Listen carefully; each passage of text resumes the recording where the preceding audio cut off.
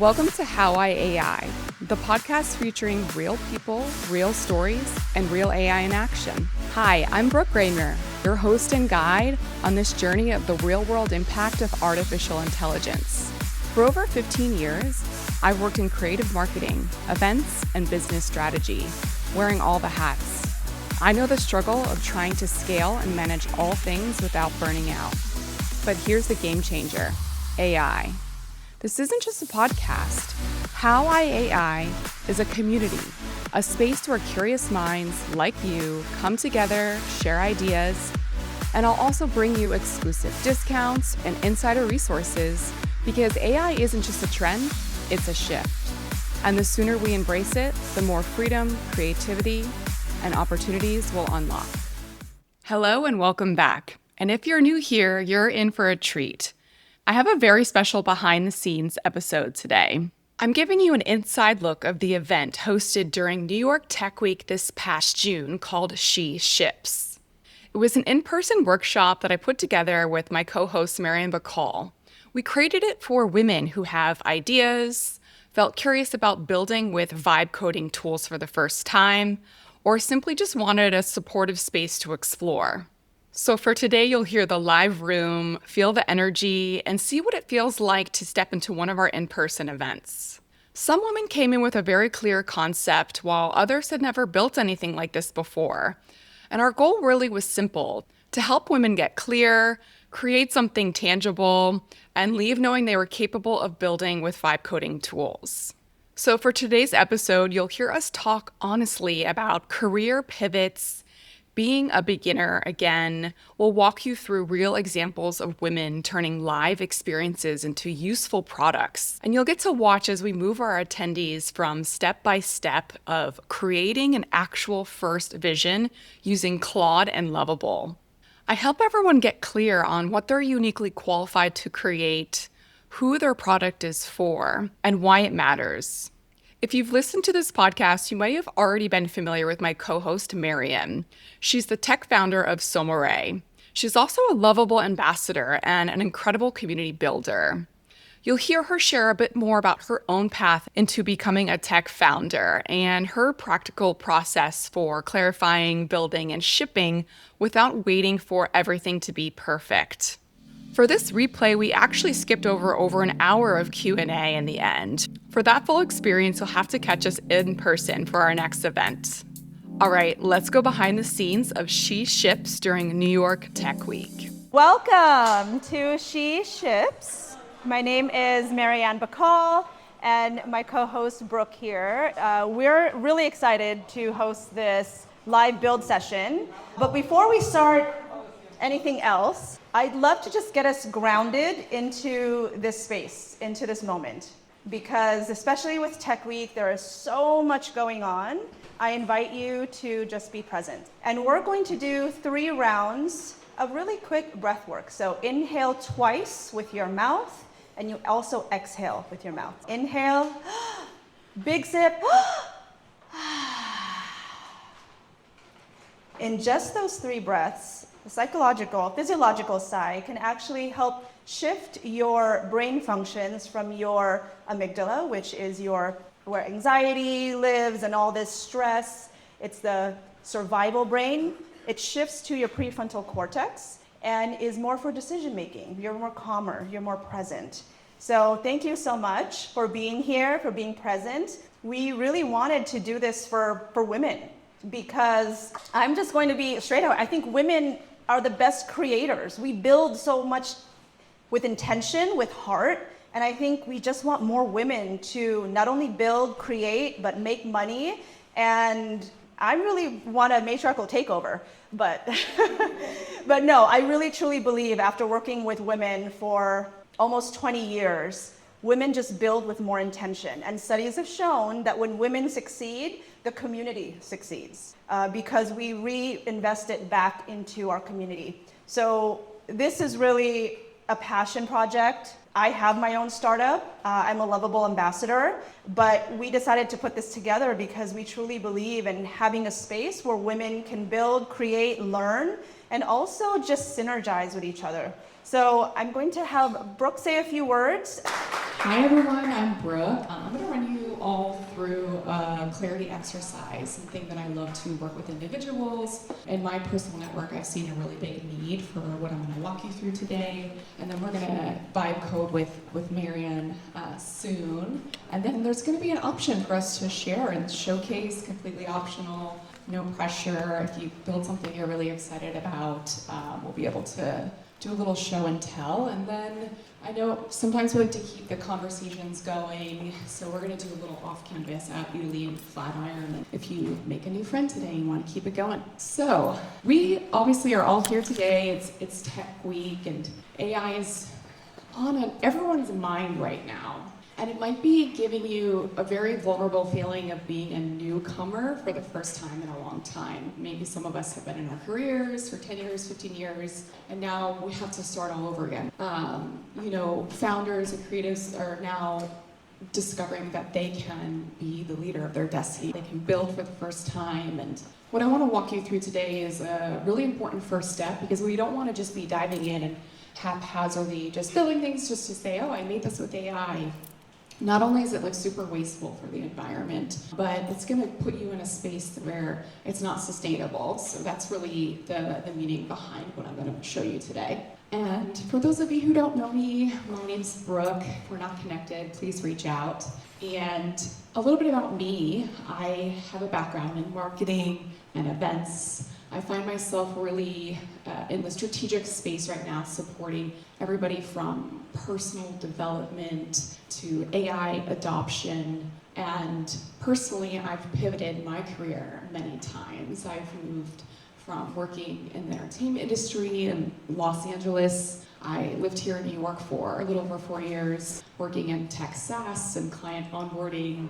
I live in Miami now. I've been there for about 4 years. And I worked in hospitality and hotels, and I found myself in the last year and a half really being lit up by this opportunity that AI brings us. It's so expansive, especially as women, when we crave independent flexibility in our work and our lifestyles. So I have an AI podcast. I'm the original host of How I AI.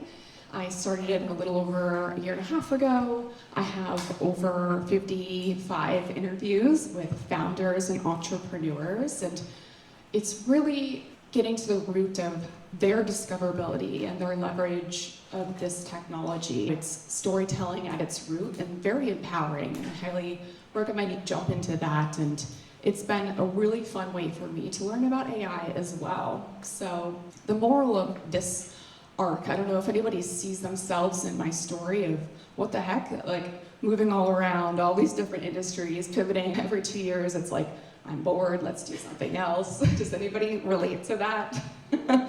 Yeah, but we have such an advantage right now with AI because we can start fresh. You might be really craving new ways to make passive income.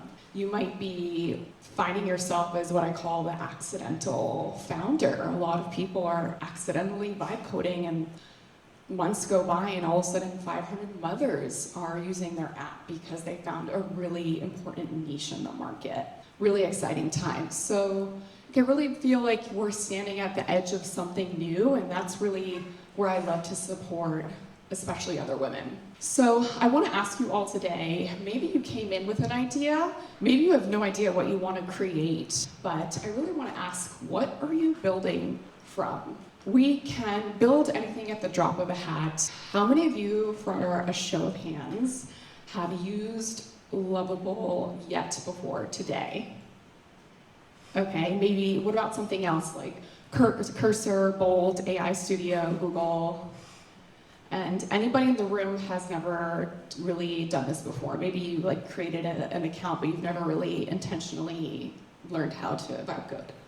Awesome, love to see that, you're in the right place. And the bottleneck isn't we don't have access, it's not even affordability, the resources are there now. It's really the clarity and the intention that we start with. It's not about knowing how to build, it's knowing what you're building from. And you might have heard the term of a ship and its compass, and if you're going the wrong way, the longer you go, the more out of alignment you are. So it's really about direction is what I'm getting at. So before you ship anything tonight, or even if you want to journal on this weekend and this evening, I challenge you to really sit down and think about not just what can I make or how can I use AI, but what am I uniquely qualified to create? What makes this mine to build?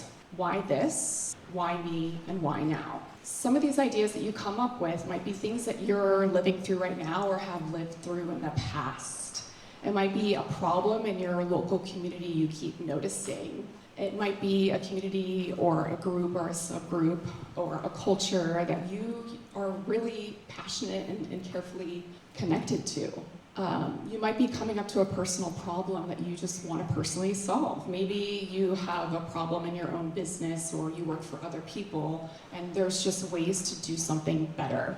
Or it could be something fun. I think that that's a really cool way to start exploring AI for the first time, is just to have fun with it. You know, it can be a really cool way to connect with children, make new music, or come up with ways where they can interact and be present with you. Use Sonos is a really cool one to do stuff like that. But that's gonna really put you in such a competitive advantage, because there's a lot of copycats out there for one. I'll go over an example about that soon. But you want to be really focusing on what it is that you're creating that another AI or another person that knows how to create something can just mirror and copy you right off the bat. And you want to feel very lit up, energized, and connected, because when you create something that is making meaningful difference and a true impact, it's going to take a lot of your energy. It's going to take a lot of your focus. So this is what I like to really walk people through before they're creating. And that's why I created this really cool framework. This really just came out of the idea because a lot of people were coming up to me in my personal network. I want to switch up my work. I'm feeling called to do more meaningful things. How can I use AI to get me different places? I want more flexibility. So all these people are coming to me and they're like, what can I do? What should I do? And they know that I've jumped around quite a bit. And so they're like, wow, it's such a vulnerable space to be new, to maybe have to demote your title if you're in a new industry. And so I put up this product called the AI Identity Method. And what it is, it's a clarity framework so you can build what fits you. And maybe you've seen a Venn diagram before.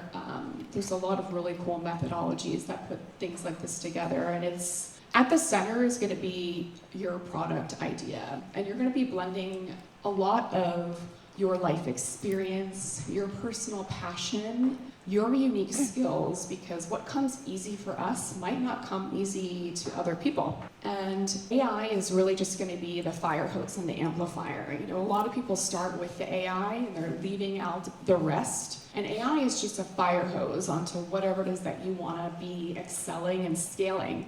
But if all the other stuff isn't connected, and I'm sure Marian will go more into design thinking soon before actually building product, but if you have a broken system, or if you aren't connecting to the right audience, or maybe there's no really target demo for what it is that you want to give and create or produce, then it's not going to work out. So this is a really cool thing I put together. And I'm going to run through just a couple case studies because I think case studies are fun. 1 second. So this is a woman named Maya.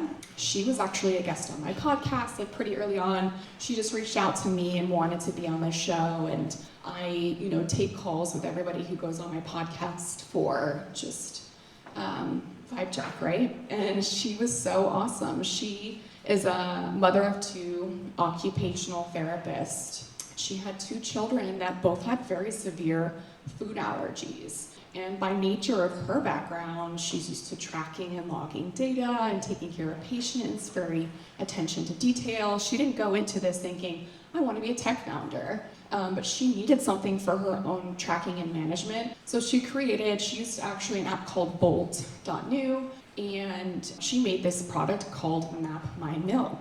And she started reaching out to Reddit groups, Facebook groups, really connecting to her target audience and connecting to other women. And she saw such a huge gap in the market and a need for this. So many women were struggling with breastfeeding and tracking because you can imagine all the allergies that there are today. There's so many. And the thing about Maya is she had about like 500 women on our app in just a handful of months. I don't know, I haven't checked in with her. It's probably double that by now. And she's the one that a gentleman just kind of created a very similar tracker to try to copy what she was doing and take over the market. And copycats came on, her socials trying to steal her community. But she was so connected, and she was a woman who breastfed, and she was the one who was connecting to these communities. She knew firsthand what to experience. She knew great developments to add in that the women truly needed because she lived it. And not only that, when these competitors came into the market, it didn't discourage her because she was so connected to her why and her passion that it kept her and it fueled her to continue going. Another example I love to share is Miss Marian, who we'll hear about later today. And with her experience with Somare, she started, not thinking that she was going to be a tech founder. I'm sure if you asked her 10, 15 years ago, what's your life goal? Do you want to be a tech founder? She probably would have said no.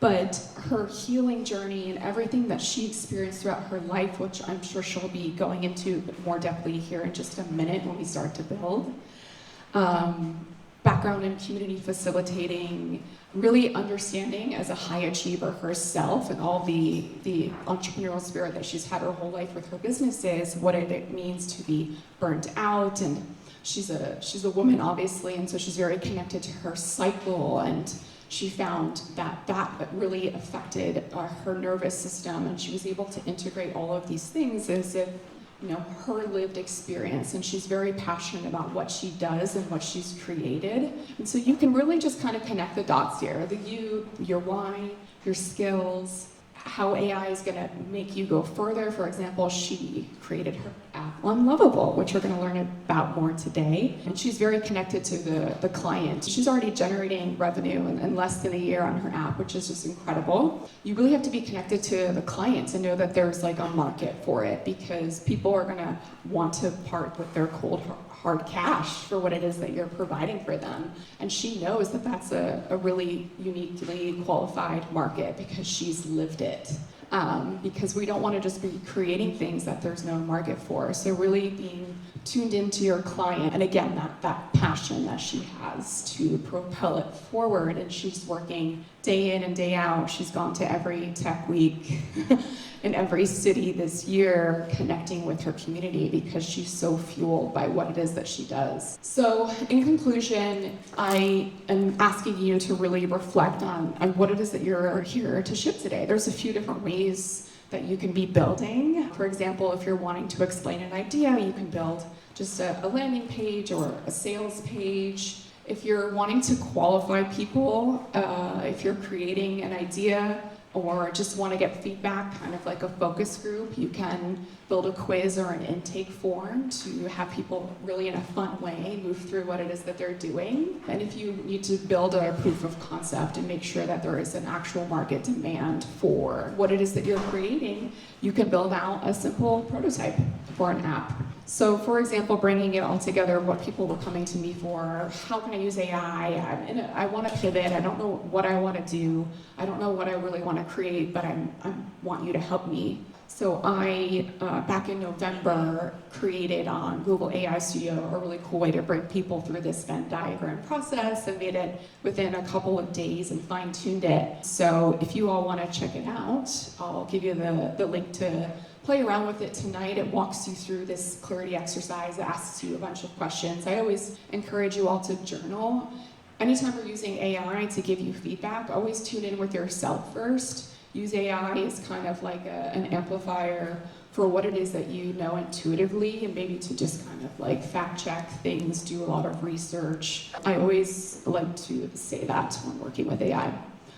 So if you want to work with me, this is what I do and love, is more around personal development, supporting women and those that are in the Kickstarter phase of their business, playing around with ideas, needing more support around clarity. A lot of people come to me and they're like, oh, I know I need AI, but they don't really understand what AI can actually do for them and to maximize their ROI and figuring out where's the right place, because AI doesn't belong everywhere. It especially doesn't belong in where your secret sauce is and what is uniquely yours to put out there. So if you grab the QR code here, you'll be able to do that full AI identity experience. It should take you like 10-15 minutes. It's really fun. I love quizzes. I think they're really cool to just go through, and it gives you 3 paths of a product that you can put together, and you reflect back on your life experience, and it gives you back some ideas. And it really can just be a springboard and a starting place for you to get creative of what it is that only you can really create with AI.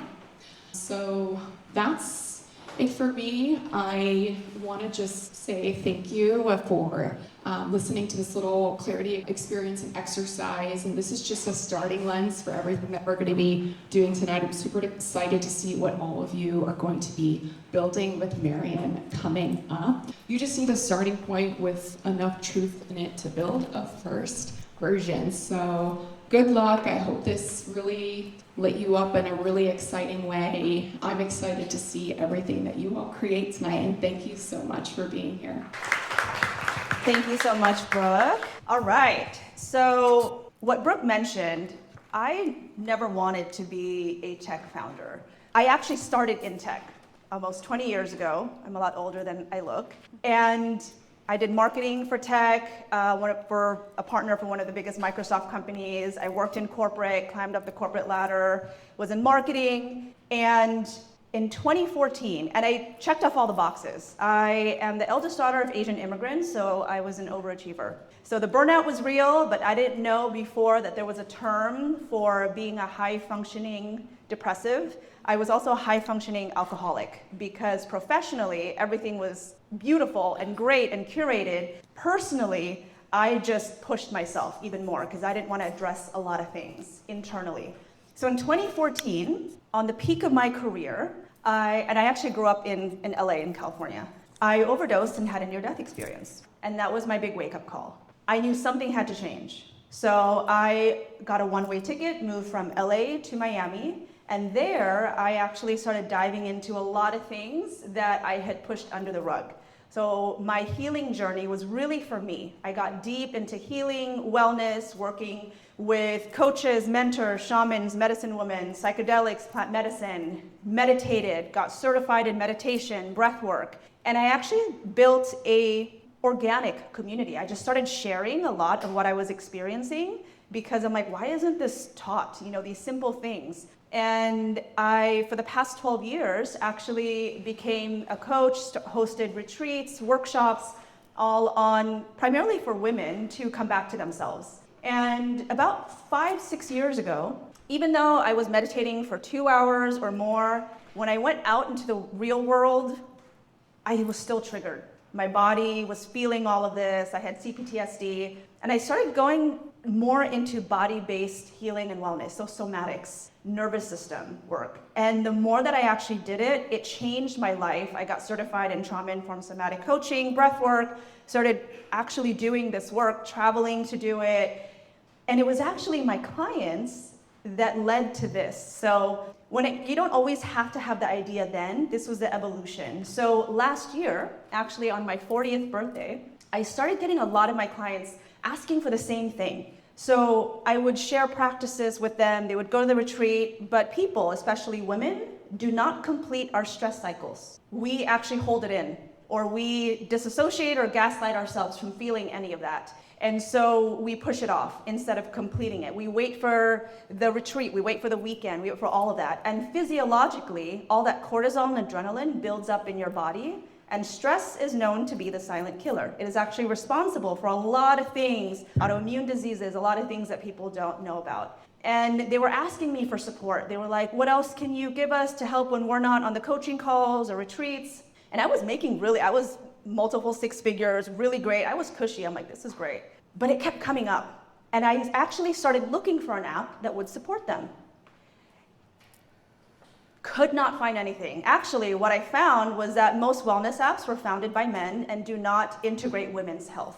And I just couldn't, in integrity, really recommend something to them that I felt was truly what could support them. And so I decided to build it. And that's how Somare came to be. So Somare is a somatic wellness platform and community that specifically helps you with on-demand, personalized nervous system support for individuals and corporations that integrate science-backed practices and women's health, because our hormones play a big part in our regulation, our stress. We have personalized information for perimenopause, menopause, post. And this is actually not my first tech company, and I'm actually really grateful that I'm doing this now in my 40s, because I was such a people pleaser back then, but now I am so focused. I know that I have the confidence to make this a unicorn company, and I have the connections too because of the years I've done it. And it really all goes back to what Brooke said. We don't know where our lives can take us, and this was really an unfolding because I listened to my community. And when I built my MVP, I already had customers and clients who gave me feedback, who were telling me what they needed. When we launched in January, we started becoming revenue producing because I built that trust with them. And now I can't announce it yet, but we have pilot programs with some really large companies to bring nervous system intelligence to the workplace, because studies have shown that leaders who are dysregulated affects the whole team. And well-being is actually so important to longevity. And the female nervous system, which only just got studied really the past 10 years, requires different things than what's been set up in the workplace. So that all came full circle. I'm back in tech. I left because it was toxic, and I was really happy in my wellness thing. So now I'm back because I truly believe that women actually, when we put the dots together, we build something with intention. And so what you are shipping today, I want you to build with intention. You don't have to build a big business or become a tech founder, but build with intention. Intention for yourself, intention for whoever it is that you're building for. It could be you, right? But build intentionally, not what you think other people want, but things that are connected to you, and then what your clients have, or customers, or maybe that's you, ask you to. That way, you have more energy for it and passion, and it really becomes a vibe. So that's actually where vibe coding came from. One of the co-founders of OpenAI did a paper, actually in 2025, where he coined this word vibe coding, where you fully give into the vibes, embrace exponentials, and forget the code even exists. And you can, it becomes so fun. Once you really learn how to clarify, build, and ship, which we will share, you will actually be building live. I'm going to go through this whole presentation first, and then we'll go step by step. I'll give a few minutes, we'll have music, and you guys can actually build. So by the end of this, you can have an idea and have a published product that we will feature on a Lovable site that I created called Built by Women. Ooh. All right? Okay, so you get 100 credits, thank you to Lovable, for free to build. So open up Lovable, so lovable.dev on your laptops. Today we're going to be using both Lovable and Claude together. So Lovable uses Claude within Lovable, but I'm going to share with you how you're actually going to get the best prompting using Claude first and then building Lovable. If you already have an account, you can still get the free credits by adding a new workspace. So you can build for free tonight. Thank you to Lovable. Woo-hoo. Amazing thing about Lovable, they're an amazing company. Before I actually became a global ambassador, I was already using it. I'd actually used 3 other vibe coding platforms, and it just didn't flow. I really didn't feel that vibiness to it. I didn't get into flow state. For me, I'm very I'm all about vibes and energy. I'm pretty intuitive. And so I actually, once I started on Lovable, I'm let me just try building something to see how it just worked so well. I actually finished it in 3 days because I was so in it. But you keep iterating. I have been updating this.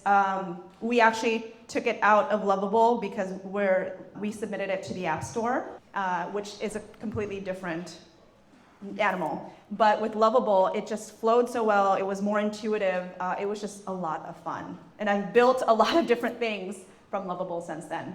Okay. So in another browser, open up Claude.ai. These are the two tools that we will be using. And the beautiful part of this is that you can type it in or you can speak. So usually my setup at home when I'm vibe coding or using something is I have Lovable on one screen, Claude on another, and my phone, because I love just speaking to it. And I use them simultaneously. Do we need to have the paid version of Claude, or is the free version? The free version's fine. Yeah. So the beautiful thing is that instead of using it straight into Lovable, which you can burn a lot of credits, and I'll share with you, like with AI, you can really burn a lot of credits trying to prompt and trying to get something. So we're going to maximize where you burn less credits and are able to really refine. So what Brooke said, clarity is so important in the beginning. It's having a plan, like anything. Like you start a business, you need a business plan. You need clarity before you actually, build it and spend money. When you have more clarity, you build something better. So I use Claude to brainstorm, to help with writing the actual prompt, and there is a finesse to prompting. There's actually positions now they've made with like chief prompting engineers, because prompting properly actually gets you different results. So knowing how to prompt is really key. So a few things.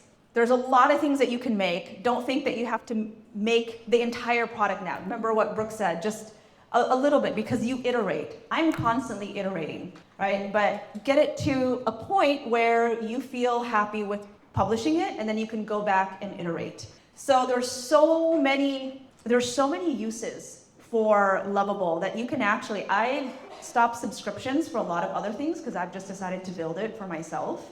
I used to have Wix, which was really expensive for my website, and now it was like over 100 something, I don't know, it was just a lot. And I have canceled a lot of my other subscriptions because I've just been building a lot of it.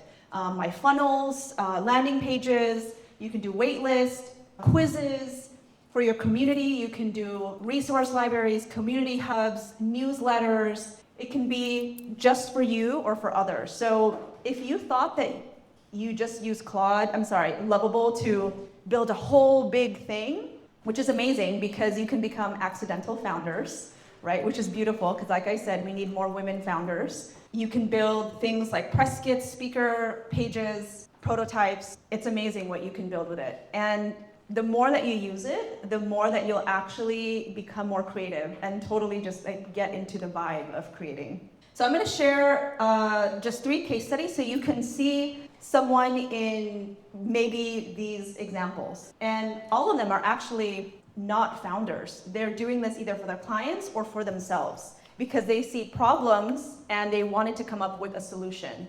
So I actually built by women. This is where whoever wants to also submit their product, you can submit it here, and it is a showcase globally. I'm actually sending this to Lovable. They'll market it. So if you want to share your built product after, this will all go into the directory so that more people can see what you're doing and creating. So Lana actually works for Google. She has her own career. She's working in that, but we are multi-hyphenated, right? And so we live in a beautiful world where we can start something that starts as a side business can end up being, you can found like a really amazing company. And so she was going to cons. There's a creativity conference for cons. And she was like, it was hard to find where everything was. It was actually similar sometimes to Tech Week. It was just too much, right? Too much information, thousands of events, and it didn't look pretty. I think women love aesthetics. Studies have shown that beauty actually affects us very positively.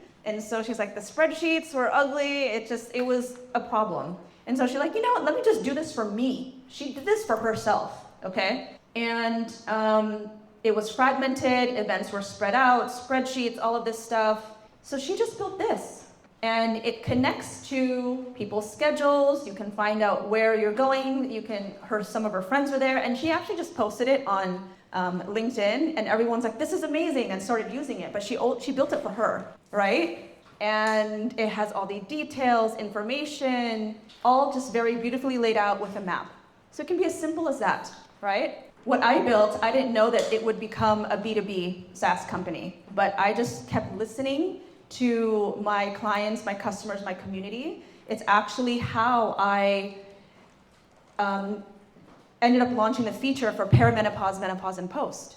Because at first we were only doing integrating menstrual cycles, and a lot of my clients and people who would go to my facilitation, my events, my retreats, ended up being 40s, 50s, 60s, and was like, I don't really relate to that. I'm kind of in this phase. Do you have things for us? Because we also need this tool. So I listened to that feedback, and I was able to iterate and create that feature for them.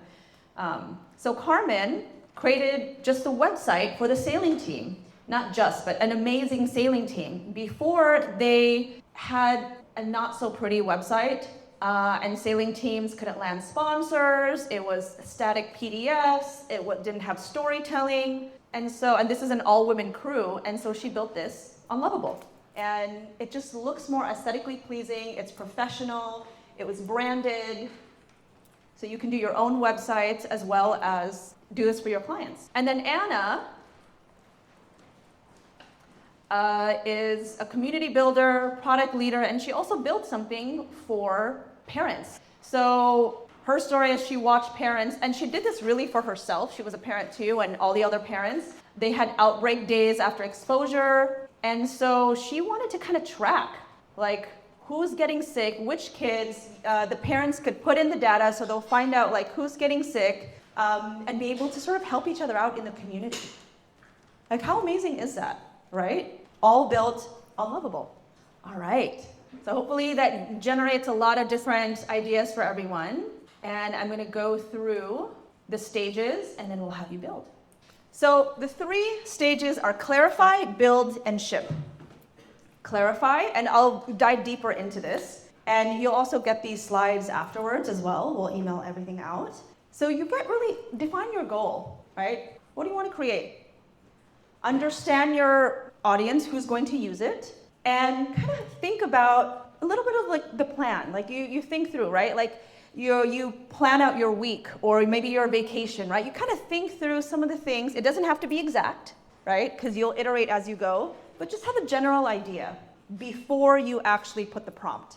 And I'm going to demonstrate how to do that. Then build is when you put the prompt and you're building it, and then you start iterating. Okay, you know what? This color actually doesn't look good. I want to add this section. I want to clean this up. I thought I wanted it to look this way, because sometimes what we think in our heads versus what comes out is like, let me tweak this. So that's like the building, the molding part, and you test. And then you launch, and it does not have to be perfect. It just needs to get to a point where it works. And after working with women for 20 years, a lot of things that stop us is we strive for perfection. Men go after things with only 40%, thinking that they know it or all that, and they just try it out. And you learn as you go, but women wait. I have friends, I have clients who built amazing things, but they're like, no, maybe I need to like change the font or do this. And I'm like, no, you just don't know until you go out there. So when I launched, it wasn't perfect. There was a lot more things that I wanted to do. Even in the app, there were so many other features, but I'm like, you know what? I'll wait for the people using it to tell me what they want and then iterate that. And actually your community will love that, because it signals that you actually are listening to them, right? And then shipping is where you iterate and you grow. So clarify. So I want you to pull up Claude. We're going to use Claude first. And I'm going to breeze through these slides, and then we're going to go back to it. So it's your who, what, where, why, and the vibe.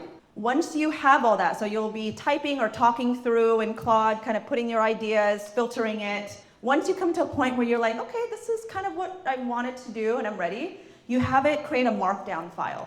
Because in Lovable, you can upload, when you put the prompt, upload a markdown file. You can upload, if you want, like a brand guide. You can upload examples of other websites to get a feel of, or pictures, and be like, okay, I want it to look similar to this, and here's sort of the directions, and then you put a prompt, and what it will give you is far better than if you just went straight to Lovable and said something with like, oh, build me an app.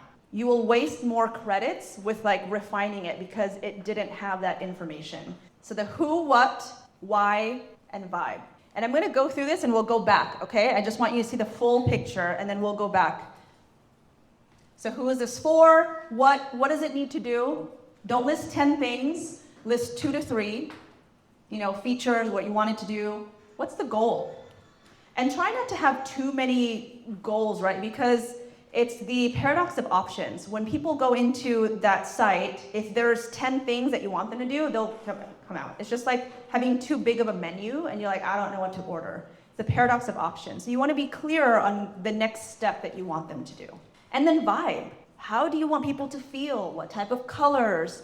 How, when they see it, how do you want them to perceive it, right? So that's the vibe. When you build, there's something called vague versus specific prompting. Vague is what I said, I want to build a wellness app. Prompting is, we will put the prompt, and I'll have an example here of the who, what, where, why vibe. I'll go through Lovable integrations, because that's one of the best things about Lovable is that it already has integrations with many other platforms so that you can seamlessly do it. When they first launched, you had to get the API keys, but now it's like a one click. It's amazing. And I'll show some examples of a few of the most popular integrations. When you put the prompt in and you're building it and you want to have a change, don't give it 10 things to do. One by one, or at least number it, 1, 2, 3. Because when you give it too much, when you're giving 3 things to do at the same time, you're like, I don't know what to do first. It's not going to be as great as you want, and then you'll be prompting more and using more credits to change it. So one at a time.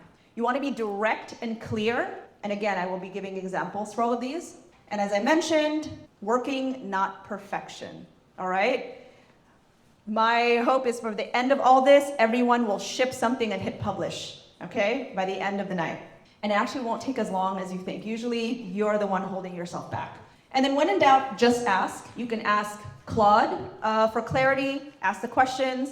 And tonight, you can ask me. I'll be here walking around to answer any questions. So this is an example, vague versus specific. Here's a prompting playbook. And again, I will go back to this when we get into the part. These are the integrations. Supabase you must have, because that's if you do collect user base, you need somewhere to filter it safely, put all the information. So for example, even if you did a quiz, people are going to put their name and email. Lovable doesn't store it, Supabase does.